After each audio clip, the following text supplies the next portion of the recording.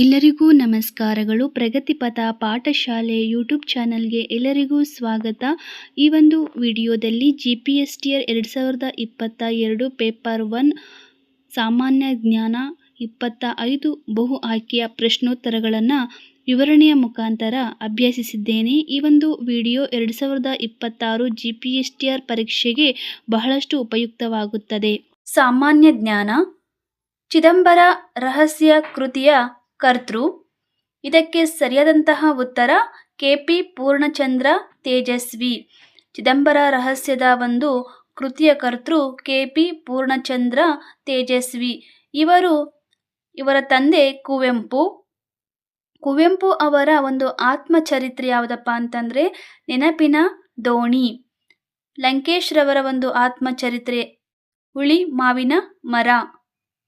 ಗಿರೀಶ್ ಕಾರ್ನಾಡ್ ಅವರದು ಅದಾದ ಆಯುಷ್ಯ ಎನ್ನುವಂತಹ ಆತ್ಮಚರಿತ್ರೆಯ ಕೃತಿಗಳನ್ನು ರಚಿಸಿದ್ದಾರೆ. ಹಾಗೆ ಗಿರೀಶ್ ಕಾರ್ನಾಡ್ ಮತ್ತು ಕುವೆಂಪು ಅವರಿಗೆ ಜ್ಞಾನಪೀಠ ಪ್ರಶಸ್ತಿ ಲಭಿಸಿದೆ. ಭಾರತದ ನೆಪೋಲಿಯನ್ ಎಂದು ಕರೆಯಲ್ಪಡುವಂತಹ ರಾಜ. ಇದಕ್ಕೆ ಸರಿಯಾದಂತಹ ಉತ್ತರ ಸಮುದ್ರಗುಪ್ತ. ಸಮುದ್ರಗುಪ್ತನನ್ನು ಭಾರತದ ನೆಪೋಲಿಯನ್ ಅಂತ ಕರಿತಾ ಇದ್ರು. ಅದೇ ರೀತಿಯಾಗಿ ಚಂದ್ರಗುಪ್ತ ಮೌರ್ಯ, ಈತ ಮೌರ್ಯ ವಂಶದ ಸ್ಥಾಪಕ ಹಾಗೂ ಭಾರತದ ಮೊದಲ ಸಾಮ್ರಾಟ ಎಂದು ಇವರನ್ನು ಕರೆಯಲಾಗುತ್ತದೆ. ಹಾಗೆ ಬಿಂದುಸಾರನನ್ನು ಅಮಿತ್ರಘಾತ ಅಂತ ಕರಿತಾ ಇದ್ರು, ಅಂದರೆ ಶತ್ರು ಸಂಹಾರಕ ಎಂದು ಈ ಬಿಂದುಸಾರನನ್ನು ಕೂಡ ಕರಿತಾ ಇದ್ರು. ಅದೇ ರೀತಿಯಾಗಿ ಅಶೋಕನಿಗೆ ದೇವನಾಂ ಪ್ರಿಯದರ್ಶಿನಿ ಅಶೋಕ, ಧರ್ಮಶೋಕ ಅಂತ ಬಿರುದುಗಳು ಇದ್ದವು. ಹಾಗೆ ಚಕ್ರವರ್ತಿ ಅಶೋಕ ಅಂತ ಕೂಡ ಅಶೋಕನನ್ನು ಕರೆಯಲಾಗುತ್ತದೆ. BCCIನ ವಿಸ್ತೃತ ರೂಪ. ಇದಕ್ಕೆ ಸರಿಯಾದಂತಹ ಉತ್ತರ board of control for cricket in India. ಈ ಒಂದು ಸಂಸ್ಥೆ ಭಾರತದಲ್ಲಿನ ಕ್ರಿಕೆಟ್ ಅನ್ನು ನಿಯಂತ್ರಿಸುವಂತಹ ಅತ್ಯುತ್ತಮವಾದಂತಹ ಒಂದು ಸಂಸ್ಥೆ. ಲಾರ್ಡ್ಸ್ ಕ್ರಿಕೆಟ್ ಕ್ರೀಡಾಂಗಣವಿರುವಂತಹ ಒಂದು ಸ್ಥಳ. ಲಾರ್ಡ್ಸ್ ಕ್ರಿಕೆಟ್ ಕ್ರೀಡಾಂಗಣ ಇದು ಲಂಡನ್ನಲ್ಲಿ ಇದೆ. ಹಾಗೆ ಸಿಡ್ನಿ ಎನ್ನುವಂತಹ ಒಂದು ನಗರ ಆಸ್ಟ್ರೇಲಿಯಾದ ಒಂದು ಪ್ರಮುಖ ಬಂದರಾಗಿದೆ. ಮ್ಯಾಂಚೆಸ್ಟರ್ ಇದು ಇಂಗ್ಲೆಂಡಿನ ಪ್ರಸಿದ್ಧ ಕೈಗಾರಿಕಾ ನಗರವಾಗಿದೆ. ದಾವಣಗೆರೆಯನ್ನು ಕೂಡ ಒಂದು ಮ್ಯಾಂಚೆಸ್ಟರ್ ನಗರ ಅಂತ ಅದನ್ನು ಕೂಡ ಕರೀತಾರೆ. ಹಾಗೆ ದೆಹಲಿ ಇದು ಭಾರತದ ರಾಜಧಾನಿಯಾಗಿದೆ. ಭಾರತದಲ್ಲಿ ರಾಷ್ಟ್ರೀಯ ವಿಜ್ಞಾನ ದಿನವನ್ನು ಆಚರಿಸುವಂತಹ ದಿನ 28ನೇ ಫೆಬ್ರವರಿ ರಾಷ್ಟ್ರೀಯ ವಿಜ್ಞಾನ ದಿನವನ್ನಾಗಿ ಆಚರಿಸಲಾಗುತ್ತದೆ. ಈ ಫೆಬ್ರವರಿ 28 ವಿಶೇಷತೆ ಏನಪ್ಪಾ ಅಂತ ಅಂದರೆ ಭಾರತದ ಖ್ಯಾತ ಭೌತಶಾಸ್ತ್ರಜ್ಞರಾದಂತಹ ಚಂದ್ರಶೇಖರ ವೆಂಕಟ ರಾಮನ್ ಇವರು ಒಂದು ರಾಮನ್ ಎಫೆಕ್ಟ್ ಅಂದರೆ ರಾಮನ್ ಪರಿಣಾಮವನ್ನು ಕಂಡುಹಿಡಿದಂತಹ ದಿನ. ಹಾಗಾಗಿ ಇದನ್ನು ರಾಷ್ಟ್ರೀಯ ವಿಜ್ಞಾನ ದಿನವನ್ನಾಗಿ ಆಚರಿಸಲಾಗುತ್ತದೆ. ಚಂದ್ರಶೇಖರ್ ವೆಂಕಟ್ ರಾಮನ್ ಇವರಿಗೆ ನೊಬೆಲ್ ಪ್ರಶಸ್ತಿ ಕೂಡ ಲಭಿಸಿದೆ. ಹಾಗೆ ಭಾರತ ವಿಜ್ಞಾನಿಗಳಲ್ಲಿ ಮೊಟ್ಟ ಮೊದಲ ಬಾರಿಗೆ ನೊಬೆಲ್ ಪ್ರಶಸ್ತಿಯನ್ನು ಪಡೆದಂತಹ ವ್ಯಕ್ತಿ ಕೂಡ ಆಗಿದ್ರು. ಅದೇ ರೀತಿಯಾಗಿ ಪರೀಕ್ಷೆಯ ದೃಷ್ಟಿಯಿಂದ ಕೇವಲ ಈ ಒಂದು ದಿನವನ್ನು ಅಷ್ಟೇ ಅಲ್ಲದೆ ಎಲ್ಲ ವಿಶೇಷತೆಯನ್ನು ಹೊಂದಿರುವಂತಹ ದಿನಗಳನ್ನು ಪರೀಕ್ಷೆಗಳಲ್ಲಿ ಕೇಳಬಹುದು. ಹಾಗಾಗಿ ಎಲ್ಲ ವಿಶೇಷವಾದಂತಹ ದಿನಗಳನ್ನು ನಾವು ನೆನಪಿನಲ್ಲಿ ಇಟ್ಕೊಳ್ಬೇಕು ಎಕ್ಸಾಮ್ ಒಂದು ಪ್ರಿಪರೇಷನ್ಗೋಸ್ಕರ. ವೈರಸ್ಗಳ ಬಗೆಗಿನ ಅಧ್ಯಯನದ ವಿಜ್ಞಾನದ ಶಾಖೆ. ವೈರಸ್ಗಳ ಬಗ್ಗೆ ಅಧ್ಯಯನ ಮಾಡುವಂತಹ ಅಧ್ಯಯನವನ್ನು ವೈರಾಲಜಿ ಅಂತ ಒಂದು ಕರೆಯಲಾಗುತ್ತದೆ. ಅದೇ ರೀತಿಯಾಗಿ ಯೂರಾಲಜಿ ಅಂತಂದರೆ ಮೂತ್ರಪಿಂಡ, ಮೂತ್ರನಾಳ ಮತ್ತು ಇವುಗಳ ಬಗ್ಗೆ ಅಧ್ಯಯನ ಮಾಡುವಂತಹದ್ದನ್ನು ನಾವು ಯೂರಾಲಜಿ ಅಂತ ಕರೆಯಲಾಗುತ್ತದೆ. ಹಾಗೆ ನ್ಯೂರಾಲಜಿ ಅಂತಂದರೆ ನರಮಂಡಲ ಮತ್ತು ಮೆದುಳಿನ ಬಗ್ಗೆ ಅಧ್ಯಯನ ಮಾಡೋದನ್ನು ನ್ಯೂರಾಲಜಿ ಅಂತ ಕರೆಯಲಾಗುತ್ತದೆ. ಪ್ಯಾಥೋಲಜಿ ಅಂತಂದರೆ ರೋಗಗಳ ಒಂದು ಕಾರಣ ಮತ್ತು ಲಕ್ಷಣ ಮತ್ತು ರೋಗ ನಿರ್ಣಯದ ಅಧ್ಯಯನದ ಬಗ್ಗೆ ಅಧ್ಯಯನ ಮಾಡುವಂಥದ್ದನ್ನು ನಾವು ಪ್ಯಾಥೋಲಜಿ ಅಂತ ಕರೆಯಲಾಗುತ್ತದೆ. ಈ ಒಂದು ವಿಷಯದ ಬಗ್ಗೆ ಒಂದು ಪ್ರಶ್ನೆ ಇದ್ದೇ ಇರುತ್ತದೆ ಪರೀಕ್ಷೆಯ ದೃಷ್ಟಿಯಿಂದ. ಹಾಗಾಗಿ ಇವುಗಳನ್ನು ಗಮನ ಹರಿಸಿ ಅಧ್ಯಯನ ಮಾಡಬೇಕಾಗುತ್ತೆ. ಇವು ಓದುವಾಗ ಸ್ವಲ್ಪ ಗೊಂದಲ ಆಗುತ್ತೆ, ಆದರೆ ನಿರಂತರವಾಗಿ ಅಧ್ಯಯನ ಮಾಡಿದಾಗ ಅವುಗಳ ಗೊಂದಲ ನಮಗೆ ಇರೋದಿಲ್ಲ. ಹಾಗಾಗಿ ಇವುಗಳನ್ನು ಅಧ್ಯಯನ ಮಾಡಬೇಕು. ವೈರಸ್ಗಳ ಬಗ್ಗೆ ಅಧ್ಯಯನ ಮಾಡೋದನ್ನು ವೈರಾಲಜಿ ಅಂತ ಕರೀತಾರೆ, ಹಾಗೂ ಮೂತ್ರಪಿಂಡಗಳ ಬಗ್ಗೆ ಅಧ್ಯಯನ ಮಾಡೋದನ್ನು ಯೂರಾಲಜಿ ಅಂತ ಕರೀತಾರೆ, ಮತ್ತು ನರಮಂಡಲಗಳ ಬಗ್ಗೆ ಅಧ್ಯಯನ ಮಾಡೋದನ್ನು ನ್ಯೂರಾಲಜಿ ಅಂತ ಕರೀತಾರೆ, ಹಾಗೂ ರೋಗಗಳ ಬಗ್ಗೆ ಅಧ್ಯಯನ ಮಾಡೋದನ್ನು ಪ್ಯಾಥೋಲಜಿ ಅಂತ ಕರೆಯಲಾಗುತ್ತದೆ. ಕನ್ನಡದ ಬೆಟ್ಟದ ಹೂವು ಚಿತ್ರಕ್ಕೆ ರಾಷ್ಟ್ರ ಪ್ರಶಸ್ತಿ ಪಡೆದಂತಹ ಬಾಲನಟ ಯಾರಪ್ಪ ಅಂತಂದರೆ ಪುನೀತ್ ರಾಜ್ಕುಮಾರ್. ಈ ಒಂದು ಚಿತ್ರವನ್ನು ಸಹ ನಾವು ನೋಡಿರುವಂತಹದ್ದು, ಬಹಳಷ್ಟು ಚೆನ್ನಾಗಿ ಮೂಡಿ ಬಂದಿದೆ. ಹಾಗೆ ಈ ಒಂದು ರಾಷ್ಟ್ರ ಪ್ರಶಸ್ತಿ ಎನ್ನುವಂತಹದ್ದು ಸಿನಿಮಾ ರಂಗದಲ್ಲಿ ಹೆಚ್ಚಿನ ಸಾಧನೆಯನ್ನು ಗಳಿಸಿರುವಂಥವರಿಗೆ ನೀಡುವಂತಹ ಪ್ರಶಸ್ತಿ. ಇದು ಅತ್ಯುನ್ನತವಾದಂತಹ ಒಂದು ಪ್ರಶಸ್ತಿ ಅಂತ ಹೇಳಲಾಗಿದೆ. ಕೆನಡಾ ದೇಶದ ರಾಜಧಾನಿ ಒಟ್ಟಾವಾ ಎನ್ನುವಂತಹದ್ದು ಕೆನಡಾ ದೇಶದ ರಾಜಧಾನಿಯಾಗಿದೆ. ಹಾಗೆ ಈ ಒಂದು ಮಾಸ್ಕೋ ಎನ್ನುವಂತಹದ್ದು ರಷ್ಯಾ ದೇಶದ ರಾಜಧಾನಿ. ಇದಕ್ಕೆ ಸರಿಯಾದಂತಹ ಉತ್ತರ ಒಟ್ಟಾವಾ ಎನ್ನುವಂತಹದ್ದು. ಅದೇ ರೀತಿಯಾಗಿ ಈ ಕೆಳಗಿನ ಯಾವುದು ಸರಿಯಾಗಿ ಹೊಂದಾಣಿಕೆ ಆಗಿಲ್ಲ ಅಂದರೆ ಇಲ್ಲಿ ಎಲ್ಲವೂ ಕೂಡ 3 ಆಯ್ಕೆಗಳು ಸರಿಯಾಗಿರ್ತವೆ, ಒಂದು ಆಯ್ಕೆ ಮಾತ್ರ ಸರಿಯಾಗಿರೋದಿಲ್ಲ. ಅದನ್ನ ನಾವು ಗುರುತಿಸಬೇಕು. ಹಾಗೆ ಇಲ್ಲಿ ಬಿಳಿ ಕ್ರಾಂತಿ ಹಾಲು ಉತ್ಪಾದನೆಯ ಒಂದು ವಿಷಯಕ್ಕೆ ಸಂಬಂಧಿಸಿದಂತಹ ಒಂದು ಕ್ರಾಂತಿ. ಹಸಿರು ಕ್ರಾಂತಿ ಇದು ಕೃಷಿಯ ಒಂದು ಬೆಳವಣಿಗೆಯ ಬಗ್ಗೆ ಕುರಿತಾದಂತಹ ಒಂದು ಕ್ರಾಂತಿ. ನೀಲಿ ಕ್ರಾಂತಿ ಮೀನು ವಿಷಯಕ್ಕೆ ಸಂಬಂಧಿಸಿದಂತಹ ಒಂದು ಕ್ರಾಂತಿ. ಕೆಂಪು ಕ್ರಾಂತಿ ಇದು ಎಣ್ಣೆ ವಿಷಯಕ್ಕೆ ಅಂತ ಹೇಳಲಾಗಿದೆ, ಇದು ತಪ್ಪು. ಹಾಗಾಗಿ ಇದು ಸರಿಯಾದಂತಹ ಉತ್ತರ. ಕೆಂಪು ಕ್ರಾಂತಿ ಅಂತ ಅಂದರೆ ಟೊಮೊಟೊ ಉತ್ಪಾದನೆಗೆ ಸಂಬಂಧಿಸಿದಂತಹ ಒಂದು ಕ್ರಾಂತಿಯಾಗಿದೆ. ಹಾಗೆ ಈ ಇಷ್ಟು ಕ್ರಾಂತಿಗಳ ಒಂದು ನೇತೃತ್ವವನ್ನು ವಹಿಸಿದವರು ಹಾಗೂ ಮತ್ತು ಯಾವ ಇಸವಿಯಲ್ಲಿ ಸ್ಥಾಪನೆಯ ಈ ಒಂದು ಕ್ರಾಂತಿಯನ್ನು ಮಾಡಲಾಯಿತು ಹಾಗೂ ಅದರ ಒಂದು ಉದ್ದೇಶ ಏನಾಗಿತ್ತು ಅನ್ನೋದನ್ನು ವಿವರವಾಗಿ ಅಧ್ಯಯನ ಮಾಡಬೇಕು ಪರೀಕ್ಷೆಯ ದೃಷ್ಟಿಯಿಂದ. ಈ ಕ್ರಾಂತಿಗಳಲ್ಲಿ ಬಿಳಿ ಕ್ರಾಂತಿ 1970ರಲ್ಲಿ ನಡೆಯುತ್ತೆ. ಹಾಗೆ ಇದರ ಪ್ರಮುಖ ವ್ಯಕ್ತಿ ಯಾರಪ್ಪ ಅಂತಂದರೆ ವರ್ಗೀಸ್ ಕುರಿನ್ ಎನ್ನುವಂಥವರು. ಇವರು ಈ ಒಂದು ನಾಯಕತ್ವವನ್ನು ವಹಿಸಿರ್ತಾರೆ. ಹಸಿರು ಕ್ರಾಂತಿಯು ಕೃಷಿಯ ವಿಷಯಕ್ಕೆ ಸಂಬಂಧಿಸಿದಂತೆ, ಅಂದರೆ ಅತಿ ಹೆಚ್ಚಾಗಿ ಭತ್ತವನ್ನು ಬೆಳಿಬೇಕು ಎನ್ನುವಂತಹ ಒಂದು ಉದ್ದೇಶವನ್ನು ಹೊಂದಿದ್ದು.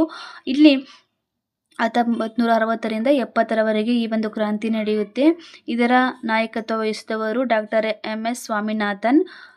ನೀಲಿ ಕ್ರಾಂತಿ ಮೀನುಗಳ ಒಂದು ಉತ್ಪಾದನೆ ಹೆಚ್ಚಾಗಬೇಕು, ಸಾಗಾಣಿಕೆ ಹೆಚ್ಚಾಗಬೇಕು ಮತ್ತು ಅವುಗಳ ಒಂದು ಪೂರೈಕೆ ಹೆಚ್ಚಾಗಬೇಕು ಎನ್ನುವಂತಹ ಉದ್ದೇಶ ಈ ಕ್ರಾಂತಿಯದಾಗಿರುತ್ತೆ. ಇದು 1980ರಲ್ಲಿ ಈ ಒಂದು ಕ್ರಾಂತಿ ನಡೆಯುತ್ತೆ. ಇದರ ನಾಯಕತ್ವವನ್ನು ಡಾಕ್ಟರ್ KK ಮೆಹ್ತಾ ಎನ್ನುವರು ಹಾಗೆ ಡಾಕ್ಟರ್ NS ಪಾಂಡೆ ಅವರು ವಹಿಸಿದ್ರು. ಕೆಂಪು ಕ್ರಾಂತಿ ಟೊಮೊಟೊ ಉತ್ಪಾದನೆಗೆ ವಿಷಯಕ್ಕೆ ಸಂಬಂಧಿಸಿದಂತೆ ಈ ಒಂದು ಕ್ರಾಂತಿ ಇದೆಯಲ್ಲ, ಈ ಕ್ರಾಂತಿಯ ನಾಯಕತ್ವವನ್ನು ಜಾತೇಶ್ ಲಾಲ್ ಇವರು ಪಶು ಸಂಪತ್ತಿನ ಇಲಾಖೆಯವರಾಗಿದ್ದು ಈ ಒಂದು ಕ್ರಾಂತಿಯ ಒಬ್ಬ ನಾಯಕರಾಗಿರ್ತಾರೆ. ಉಣ್ಣೆ ಇದು ಕೂಡ ಒಂದು ಕ್ರಾಂತಿ. ಉಣ್ಣೆ ಕ್ರಾಂತಿ ಅಂತಂದರೆ ತೈಲ ಕ್ರಾಂತಿ ಅಂತ ಕೂಡ ಕರೆಯಲಾಗುತ್ತೆ. ಅಂದರೆ ಇಲ್ಲಿ ಭಾರತದಲ್ಲಿ ತೈಲ ಎಣ್ಣೆ ಉತ್ಪಾದನೆ ಹೆಚ್ಚಿಸಲು ರೈತರು ನಡೆಸಿರುವಂತಹ ಒಂದು ಕ್ರಾಂತಿ, ಅಂದರೆ ತೈಲ ಕ್ರಾಂತಿ ಅಂತಲೂ ಕೂಡ ಇದನ್ನು ಕರೆಯಲಾಗುತ್ತದೆ. ಬಿಟ್ಟು ಹೋದ ಸಂಖ್ಯೆಯನ್ನು ಕಂಡುಹಿಡಿಯಿರಿ ಅಂತ. ಇಲ್ಲಿ ನಾವು ಯಾವ ರೀತಿಯಾಗಿ ಲೆಕ್ಕ ಮಾಡಬೇಕಪ್ಪ ಅಂತಂತಂದರೆ 5 4 20, 8 3 24, 9 4 36 ಉತ್ತರ ಬಂದಿದೆ. ಅಂದರೆ 2 ಆಯ್ಕೆಗಳ ಉತ್ತರವನ್ನು ನೋಡಿಬಿಟ್ಟು ನಾವು ಮೂರನೇ ಒಂದು ಅಂಶಕ್ಕೆ ನಾವು ಉತ್ತರವನ್ನು ಕಂಡುಕೊಳ್ಬೇಕು. ಇಲ್ಲಿರುವಂತಹ ವ್ಯತ್ಯಾಸಗಳನ್ನು ನಾವು ಅಭ್ಯಾಸ ಮಾಡಿಬಿಟ್ಟು ಅಂದರೆ ಇಲ್ಲಿರುವಂತಹ ವ್ಯತ್ಯಾಸಗಳನ್ನು ನಾವು ಅರ್ಥ ಮಾಡಿಕೊಂಡು ಈ ಮೂರನೆಯ ಒಂದು ಭಾಗಕ್ಕೆ ನಾವು ಉತ್ತರವನ್ನು ಕಂಡುಕೊಳ್ಬೇಕು. A is equal to 26, CAT is equal to 57, ಆದರೆ SUN ಏನಾಗುತ್ತದೆ ಪ್ರಶ್ನೆ. ಇದಕ್ಕೆ ಉತ್ತರ 27. ಇದಕ್ಕೆ ಸರಿಯಾದಂತಹ ಉತ್ತರ 27. ಈ ಆಕೃತಿಯಲ್ಲಿರುವ ಒಟ್ಟು ತ್ರಿಭುಜಗಳ ಸಂಖ್ಯೆ 1 2 3 4 5 6 7 8 9 10. ನಾವು ಲೆಕ್ಕಗಳನ್ನು ಮಾಡೋದ್ರಿಂದ ಅಂದರೆ ಇಲ್ಲಿ ಮೆಂಟಲ್ ಅಬಿಲಿಟಿ ಅನ್ನುವಂಥ ಒಂದು ಪ್ರಶ್ನೆಗಳ ಒಂದು ಅಧ್ಯಯನವನ್ನು ಮಾಡಿದಾಗ ಈ ಒಂದು ಪ್ರಶ್ನೆಗಳಿಗೆ ಉತ್ತರವನ್ನು ಕಂಡುಹಿಡ್ಕೊಳ್ಬಹುದು. ಇದಕ್ಕೆ ಸರಿಯಾದಂತಹ ಉತ್ತರ 10. ಕೊಟ್ಟಿರುವ ಪದಗಳಿಗೆ ಹೊಂದಿಕೆ ಆಗುವ ಸೂಕ್ತ ವೆನ್ನಕ್ಷೆ ನವಿಲುಗಳು, ಪಕ್ಷಿಗಳು, ಒಂಟೆಗಳು. ಅವರು ಕೊಟ್ಟಿರುವಂತಹ ನಕ್ಷೆಗಳಲ್ಲಿ ಈ ಒಂದು ಪ್ರಾಣಿ ಮತ್ತು ಪಕ್ಷಿಗಳನ್ನು ವಿಭಾಗಿಸಿದಾಗ ಯಾವ ರೀತಿಯಾಗಿ ಚಿತ್ರ ಬರುತ್ತೆ ಅಂತ ಕೇಳ್ತಾ ಇದ್ದಾರೆ. ನವಿಲುಗಳು, ಪಕ್ಷಿಗಳು ಒಂದೇ, ಅಂದರೆ ಇವು ಪಕ್ಷಿ ಸಂಕುಲಕ್ಕೆ ಸೇರಿದವು. ಒಂಟೆ ಎನ್ನುವಂತಹದ್ದು ಪ್ರಾಣಿ, ಅದರಲ್ಲಿ ಇದು ಮರುಭೂಮಿಯಲ್ಲಿ ವಾಸಿಸುವಂತಹ ಪ್ರಾಣಿ. ಹಾಗಾಗಿ ಇಲ್ಲಿ ನವಿಲುಗಳು, ಪಕ್ಷಿಗಳು ಒಂದೇ ಸಮೂಹದಲ್ಲಿ ಇರ್ತವೆ, ಒಂಟೆಗಳು ಮಾತ್ರ ಬೇರೆ ಸಮೂಹದಲ್ಲಿ ಇರುವಂತಹದ್ದು.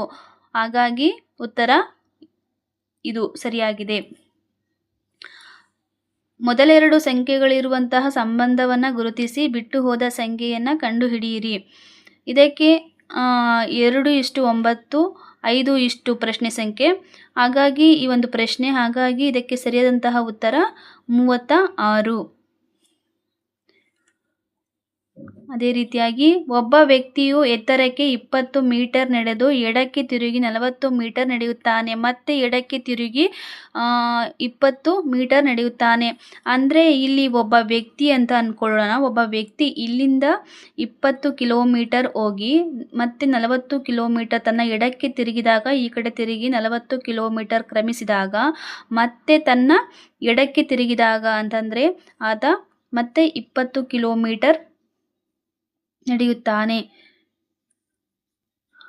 ಮತ್ತೆ ತನ್ನ ಎಡಕ್ಕೆ ತಿರುಗಿ 20 ಕಿಲೋಮೀಟರ್ ಅಂದರೆ 20 ಕಿಲೋಮೀಟರ್ ನಡೆದು ಮತ್ತೆ 20 ಕಿಲೋಮೀಟರ್ ತನ್ನ ಬಲಭಾಗಕ್ಕೆ ನಡೆಯುತ್ತಾನೆ. ಅಂದರೆ ಇಲ್ಲಿ ಇರುವಂತಹ 40 ಕಿಲೋಮೀಟರ್ ಮತ್ತು ಇಲ್ಲಿಂದ 20 ಕಿಲೋಮೀಟರ್ ಈ ಎರಡೂ ಕೂಡಿದಾಗ 60 ಕಿಲೋಮೀಟರ್ ಆಗುತ್ತದೆ. ಒಂದು ವೇಳೆ ಎ ಅನ್ನು ಪ್ಲಸ್ ಎಂದು, ಬಿ ಅನ್ನು ಮೈನಸ್ ಎಂದು, ಸಿ ಅನ್ನು ಇಂಟು ಎಂದು ಬರೆದರೆ 10C4 A4 C A B 6 ಎಷ್ಟಾಗುತ್ತದೆ? ನಾವು ಲೆಕ್ಕ ಮಾಡೋದಾದರೆ ನಾವು ಈ ಒಂದು ಪ್ರಶ್ನೆಯನ್ನು ಈ ರೀತಿಯಾಗಿ ಬರ್ಕೊಳ್ಳೋಣ. ಅಂದರೆ ಸಿ ಅನ್ನು ನಾವು ಇಂಟು ಅಂತ, ಹಾಗೆ ಎ ಅನ್ನು ಪ್ಲಸ್ ಅಂತ, ಬಿ ಅನ್ನು ಮೈನಸ್ ಆಗಿ ಬರ್ಕೊಂಡಾಗ ನಾವು 4 × 40, 40ಕ್ಕೆ 4 ಕೂಡಿದಾಗ 44, 44ನ್ನು ನಾವು 10 × 4 40, 40ಕ್ಕೆ 4 ಕೂಡಿದಾಗ 44, 44ಕ್ಕೆ ಇಂಟು ಪ್ಲಸ್ ಮೈನಸ್ಸು ಅಂದರೆ ಇಲ್ಲಿ ನಾವು ಕೂಡುವಂತಹದ್ದು. ಹಾಗಾಗಿ 44ಕ್ಕೆ 6 ಕೂಡಿದಾಗ ಉತ್ತರ 50 ಬರುತ್ತೆ. ಅತಿ ಹೆಚ್ಚು ಪುರುಷರ ಲಾನ್ ಟೆನ್ನಿಸ್ ಗ್ರ್ಯಾಂಡ್ ಸ್ಲಾಮ್ ಪ್ರಶಸ್ತಿ ಪಡೆದ ಆಟಗಾರ ರಾಫೆಲ್ ನಾಡಲ್ ಎನ್ನುವಂಥವರು ಟೆನ್ನಿಸ್ ಗ್ರ್ಯಾಂಡ್ ಸ್ಲಾಮ್ ಪ್ರಶಸ್ತಿಯನ್ನು ಪಡೆದಂತಹ ಆಟಗಾರ. ಈ ರಾಫೆಲ್ ನಾಡಲ್ ಎನ್ನುವಂಥವರು ಒಬ್ಬ ಪ್ರಸಿದ್ಧ ಸ್ಪೇನ್ ಆಟಗಾರ. ಅದೇ ರೀತಿಯಾಗಿ ನೊವಾಕ್ ಜೊಕೋವಿಕ್ ಎನ್ನುವಂಥವರು ಕೂಡ ಸರ್ಬಿಯಾ ದೇಶದವರು. ಇವರು ಕೂಡ ಬಹಳಷ್ಟು ಉತ್ತಮ ಆಟಗಾರರಾಗಿದ್ದಾರೆ. ಹಾಗೆ ರೋಜರ್ ಫೆಡರರ್ ಇವರು ಕೂಡ ಒಬ್ಬ ಸ್ವಿಟ್ಜರ್ಲ್ಯಾಂಡಿನ ಒಬ್ಬ ಪ್ರಸಿದ್ಧ ಆಟಗಾರ. ಇವರು ಕೂಡ ಅತ್ಯುತ್ತಮ ಆಟಗಾರರಾಗಿದ್ದಾರೆ. ಜಲಶಕ್ತಿ ಅಭಿಯಾನದ ಪ್ರಮುಖ ಉದ್ದೇಶ ಜಲಶಕ್ತಿಯ ಅಭಿಯಾನದ ಒಂದು ಪ್ರಮುಖ ಉದ್ದೇಶ ಏನಪ್ಪ ಅಂತಂದರೆ ಪ್ರತಿ ಮನೆಗೂ ಕೊಳವೆಯಲ್ಲಿ ನೀರನ್ನು ಸರಬರಾಜು ಮಾಡುವಂತಹದ್ದು ಜಲಶಕ್ತಿ ಅಭಿಯಾನದ ಒಂದು ಪ್ರಮುಖ ಉದ್ದೇಶವಾಗಿದೆ. ಹಾಗೆ ಪ್ರತಿ ಮನೆಗೂ ಕೊಳವೆಯಲ್ಲಿ ಅಡುಗೆಯ ನೀರು ಸರಬರಾಜು ಮಾಡುವಂತಹದ್ದು ಏನಪ್ಪ ಅಂತಂತಂದರೆ ಅದರ ಒಂದು ಅಭಿಯಾನದ ಹೆಸರು ಏನಪ್ಪ ಅಂತಂತಂದರೆ ಪ್ರಧಾನಮಂತ್ರಿ ಉಜ್ವಲ ಯೋಜನೆ ಎನ್ನುವಂತಹ ಈ ಒಂದು ಯೋಜನೆ ಪ್ರಧಾನಮಂತ್ರಿ ಉಜ್ವಲ ಯೋಜನೆ ಎನ್ನುವಂತಹದ್ದು ಪ್ರತಿ ಮನೆಗೂ ಕೊಳವೆಯಲ್ಲಿ ಅಡಿಗೆ ಅನಿಲ ಸರಬರಾಜು ಮಾಡುವಂತಹ ಉದ್ದೇಶವನ್ನು ಹೊಂದಿದೆ.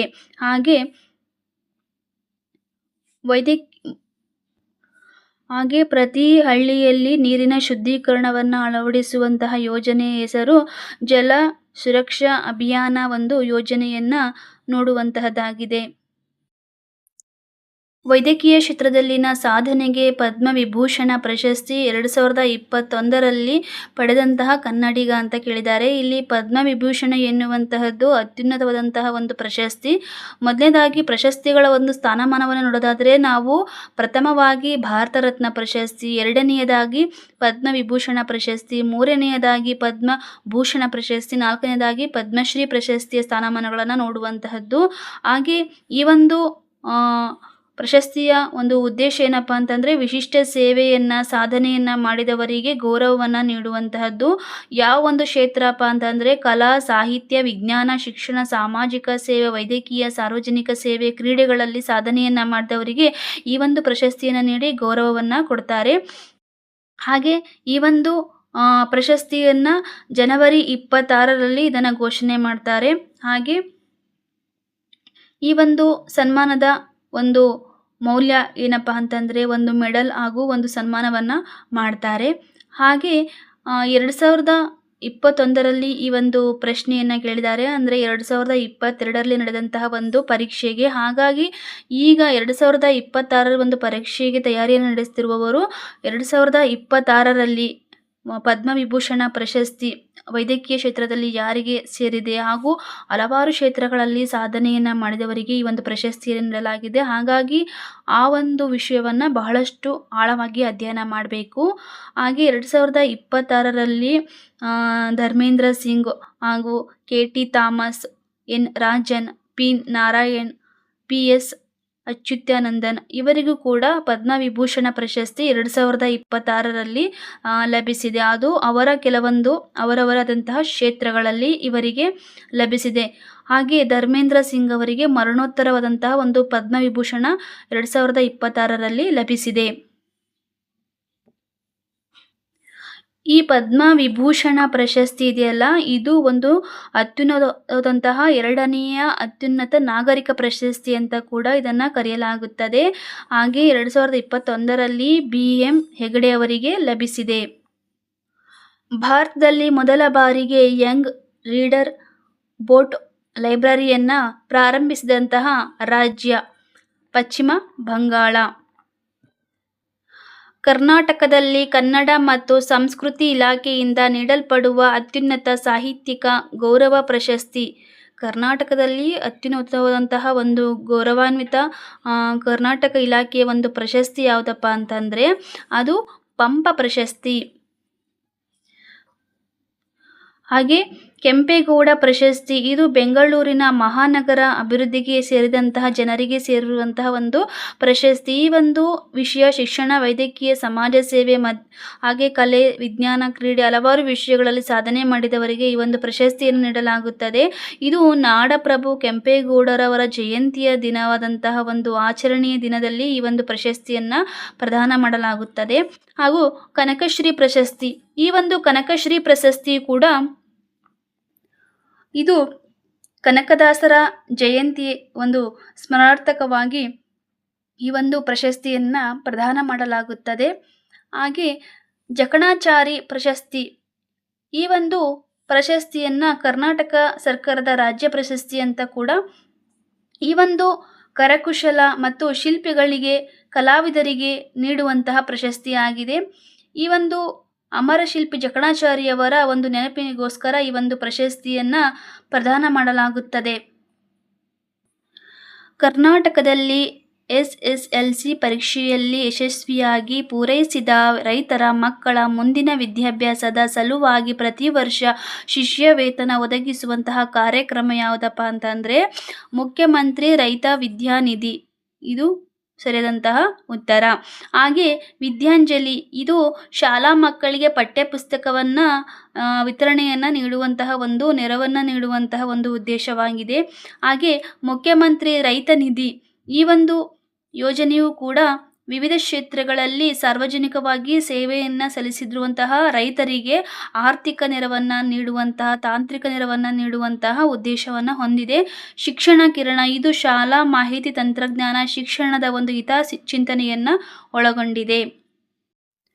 2021ರಲ್ಲಿ ವಿಶ್ವಸಂಸ್ಥೆಯ ಹವಾಮಾನ ಬದಲಾವಣೆಯ ಶೃಂಗಸಭೆ ನಡೆದಂತಹ ಸ್ಥಳ 2021ರಲ್ಲಿ ಅಂತಂದರೆ ಗ್ಲಾಸ್ಗೋ.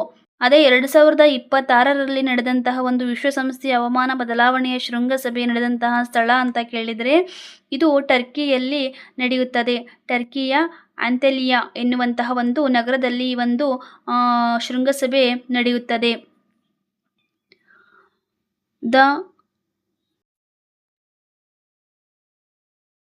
ಎಂಬ ಜೀವನ ಚರಿತ್ರೆ ಪುಸ್ತಕವು ಇವರಿಗೆ ಸಂಬಂಧಿಸಿದೆ. ಎಚ್ ಡಿ ದೇವೇಗೌಡ ಇವರಿಗೆ ಸಂಬಂಧಿಸಿದೆ. ಎಚ್ ಡಿ ದೇವೇಗೌಡ ಇವರು JDS ಜನತಾದಳ ಪಕ್ಷದ ಮುಖಂಡರಾಗಿರ್ತಾರೆ. ಇವರು ಭಾರತದ 11ನೇ ಪ್ರಧಾನಮಂತ್ರಿಯಾಗಿ ಕರ್ನಾಟಕದ ಮುಖ್ಯಮಂತ್ರಿಯಾಗಿ ಕೂಡ ಇವರು ತಮ್ಮ ಕಾರ್ಯವನ್ನು ನಿರ್ವಹಿಸಿದ್ದಾರೆ. ವಿಶ್ವದ ಅತಿ ಎತ್ತರದ ರೈಲು ಸೇತುವೆ ಇರುವುದು ಚಿನಾಬ್ ನದಿಯ ಮೇಲೆ. ಇದನ್ನು ಜಮ್ಮು ಮತ್ತು ಕಾಶ್ಮೀರ ಭಾರತದ ರಿಯಾಸ್ ಜಿಲ್ಲೆಯ ಮೇಲ್ಭಾಗದಲ್ಲಿರುವಂತಹ ಜಾಗದಲ್ಲಿ ನಿರ್ಮಿಸಲಾಗಿದೆ. ಹಾಗಾಗಿ ಇದನ್ನು 2025ರಲ್ಲಿ ನರೇಂದ್ರ ಮೋದಿ ಪ್ರಧಾನಮಂತ್ರಿಯವರು ಇದನ್ನು ಉದ್ಘಾಟಿಸುತ್ತಾರೆ. ಇದು ಜಮ್ಮು ಮತ್ತು ಕಾಶ್ಮೀರದ ರೈಲು ಮಾರ್ಗಗಳ ಸಂಪರ್ಕವನ್ನು ಹೊಂದುವಂತಹ ಉದ್ದೇಶವನ್ನು ಹೊಂದಿದೆ. ಇದು ವಿಶ್ವದ ಅತಿ ಎತ್ತರದ ರೈಲ್ವೆ ಸೇತುವೆಯಾಗಿ ಗುರುತಿಸಿಕೊಂಡಿದೆ.